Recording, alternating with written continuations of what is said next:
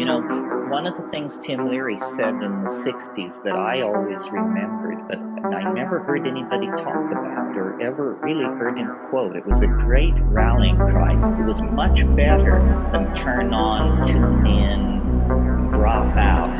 And it was this. It was find the others, and then you will know what to do. Well, now you can find the others. You don't have to stick a flower in your hair and go to San Francisco. You just go to the web, find the others.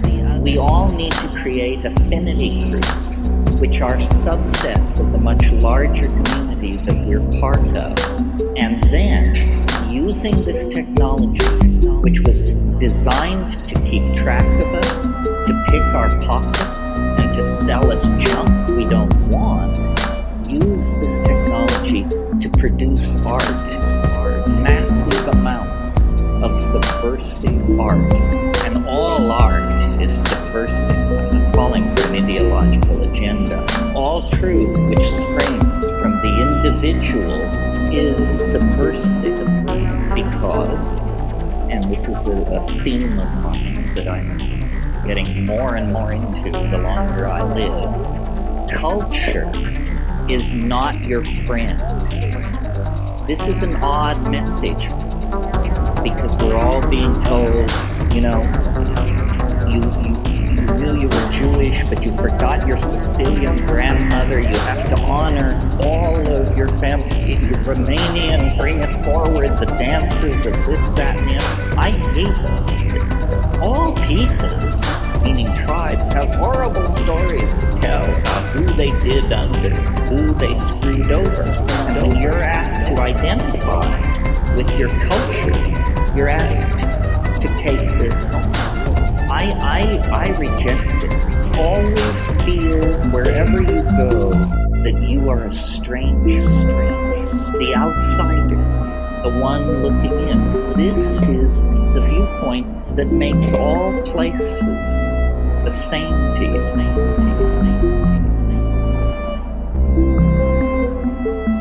And I think transcending our cultures is going to be extraordinarily necessary for our survival. I don't think we can carry our cultures through the keyhole of the stretch of the next millennium. Well, how do you shed your culture? How do you transcend your culture? By digging into your soul with the tools that have been given you to make art. This is how cultures are transformed. By art which flows up and actually submerges the previous cultural forms.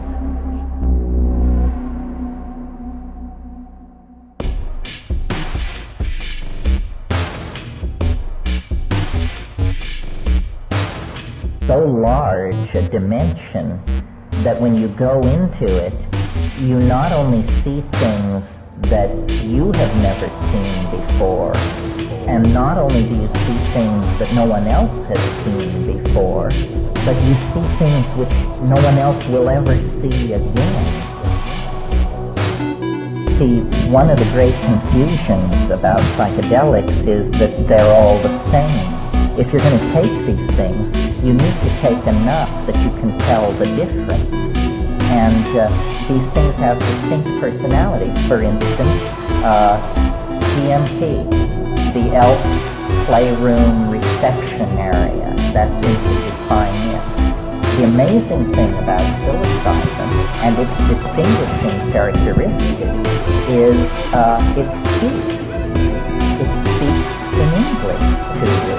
It conversationally approaches you and you talk to it in your mind. I mean, this is an amazing thing.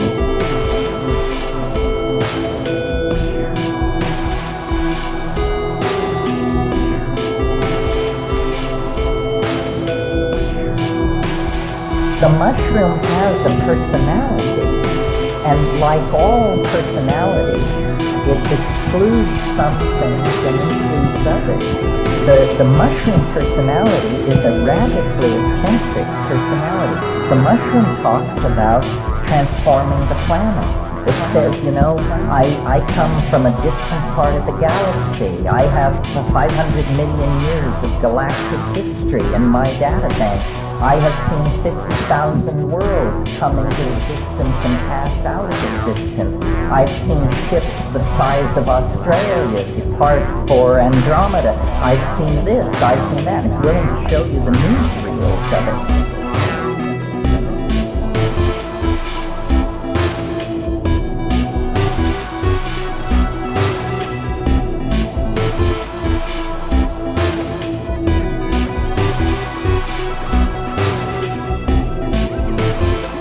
Self-issuing, that's what I've come away. The self-issuing and assimilating the implications of that takes a lifetime. We have within us the very thing that we're teaching. They teach you that you are not a wannabe. You are where it's at. And nobody should allow you or sell you a different point of view to make you think you're going to be complete and you get a Maserati or a Rembrandt or something like that. All that is just a detritus with the physical world.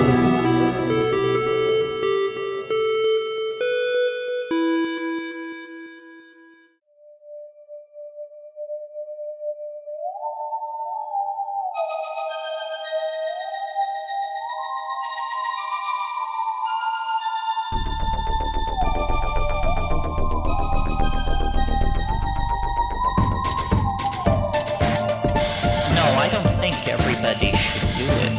I think revolutions are made by 15% of the population, and that you can have a psychedelic society and be a citizen of a psychedelic society and never take psychedelics, but the ambiance of the society will be psychedelic.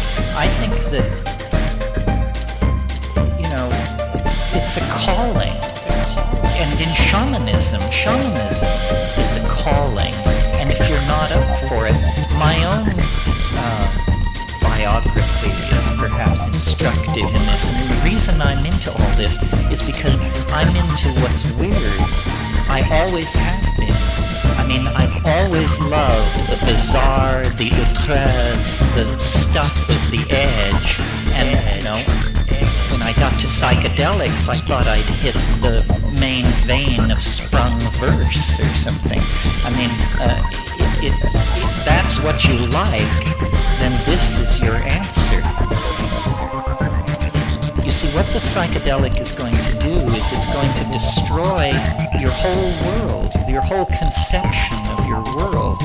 And some people, that's tremendously liberating. They say, wonderful, at last I'm free of it. Other people say, oh my God, now I'm hopelessly mad. I have nothing left to come to. I've really done it this time.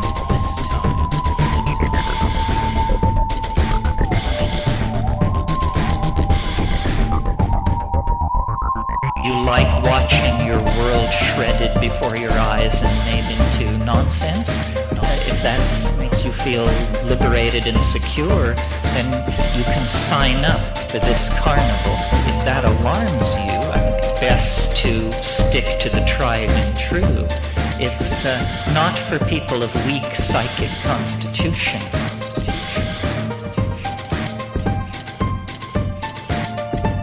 How can such a thing be? I mean, one is dumbfounded in the presence of this.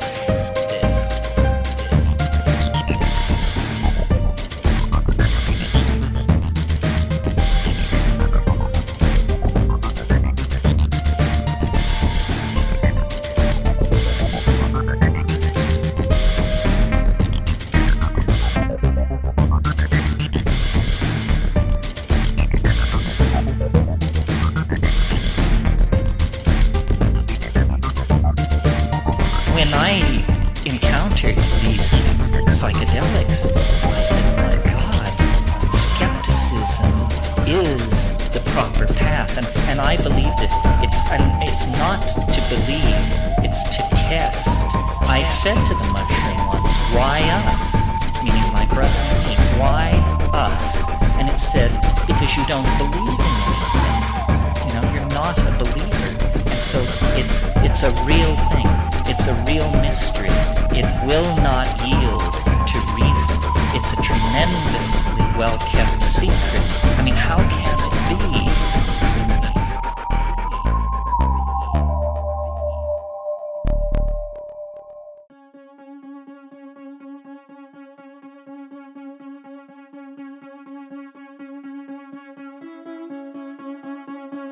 People are afraid to grab or touch the levers and buttons in the control room of the historical vehicle. And what that means then is that people who can cut through these many, many illusions, the illusion of materialism, the illusion of business as usual, the illusion of benevolent institutions carefully guiding us toward reasonable destinies. If you cut through all that, if you disabuse yourself of all that, you will empower yourself to eventually be able to stand up in delicate social and political situations and just say, bullshit. That's bullshit.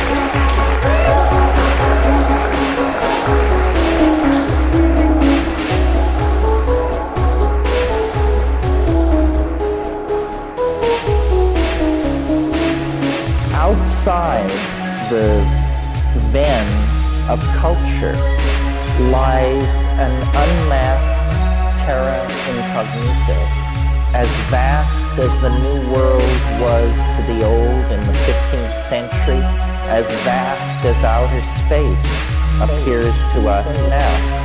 The New World outside of culture is a world that can be conquered through vision and language. And, you know, many of you have sat through my recitations of what it's like to smoke DMT. Many of you, I'm sure, are familiar with the medieval woodcut of the guy sticking his head through the cogs and wheels of the cosmic machinery to observe a new world outside. The message here is, and it's more than a message. It's a message if you just come to events like this and then go back to studying cost accounting. It's an experience, if you will, but avail yourselves of these tools. The experiences of the discovery of a new world, as real as any world that we know. It's not going to come from Time magazine or the Secretary General of the United Nations or anybody like that. It isn't that the world is tired and played out and that all frontiers have been explored. Every culture could support that viewpoint within certain classes and in certain situations. But in fact, it has never been true, and it isn't true now. We are monkeys, and monkeys love a hell of a good fight. And we have a hell of a fight bearing down on us because we have to clean up the mess. We're not going to go silently into the gentle night of extinction. It's just not going to happen that way. Creativity is going to be unleashed. It's the greatest challenge to intelligence that intelligence has ever faced. And yet it's precisely the kind of challenge that intelligence should be able to meet.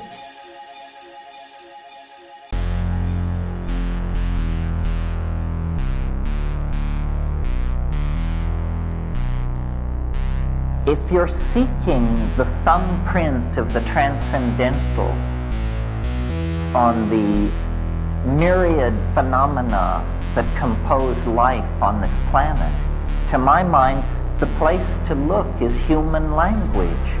Human language represents an ontological break of major magnitude with anything else going on this planet.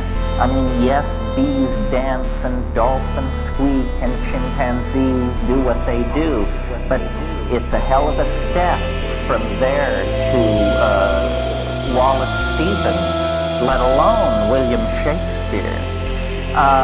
Language is the unique province of human beings, and language is the unique tool of the artist. The artist is the person of language.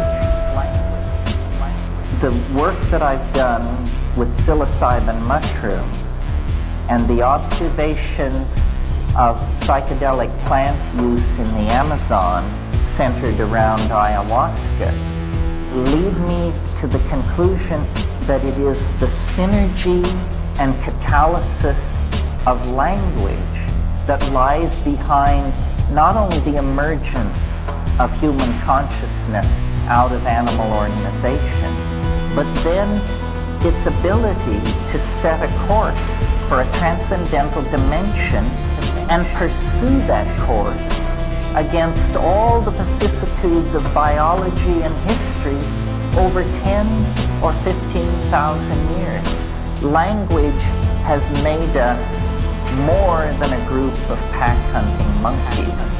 It's made us a group of pack-hunting monkeys with a dream.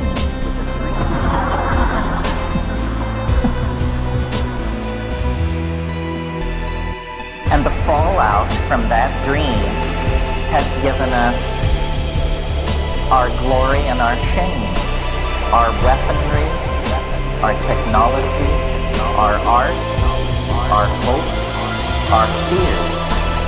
All of this arises out of our own ability to articulate and to communicate with each other.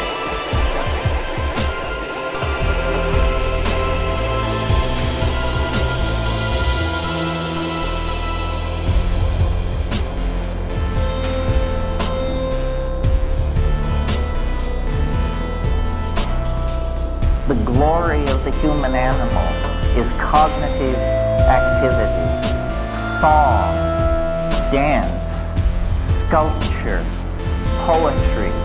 When we participate in them, we cross out of the domain of animal organization and into the domain of a genuine relationship to the transcendent. Artists, alone among human beings, are given permission to talk in terms of my inspiration, or a voice which told me to do this, or a vision that must be realized. The thin line, the thin thread of shamanic descent into our profane world leads through the office of the artist. And so, if society is to somehow take hold of itself at this penultimate moment, as we literally waver on the brink of planetary extinction, then the artist, like Ariadne following her thread out of the labyrinth, is going to have to follow his shamanic thread back through time.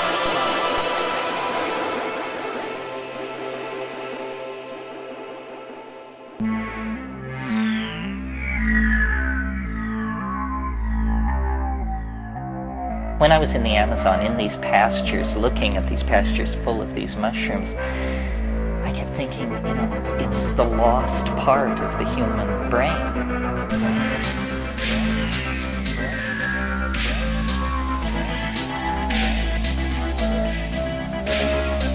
It's that part of us is in these fields.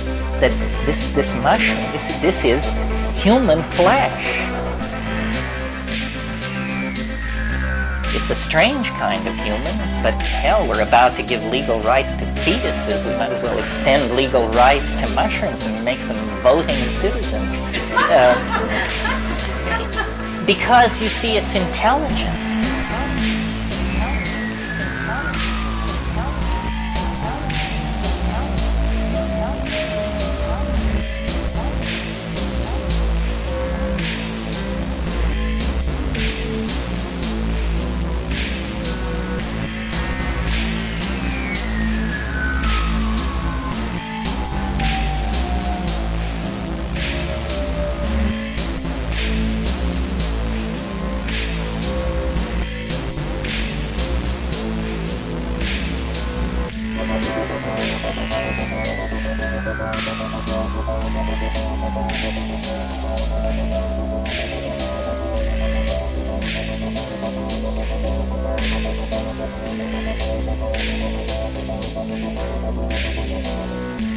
It's intelligent, it loves you, it can blow your mind, it can make you laugh, it can make you cry, it can make you laugh, it can make you cry, it can make you laugh, it can make you cry, it can make you laugh, it can make you cry.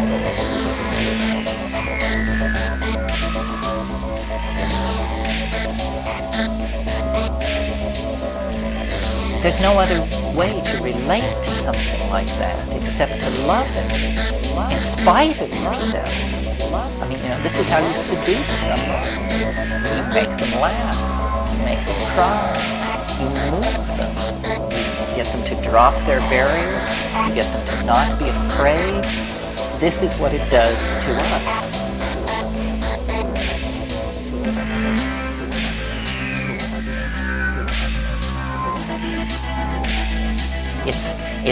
It seduces us back into this relationship, and I think we return to it with an immense sense of relief. It's just like,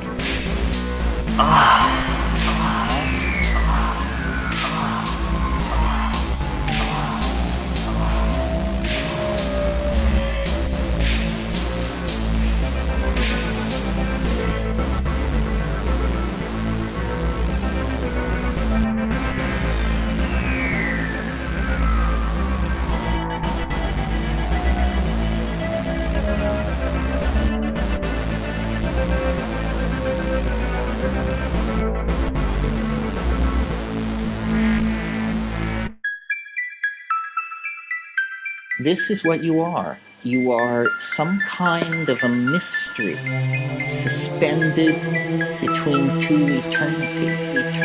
And in that moment, when a mind looks out at a world and asks the question, what is it? In that moment, art can be created. And it is the only form of immortality that I have any certainty of. And it's available to everyone.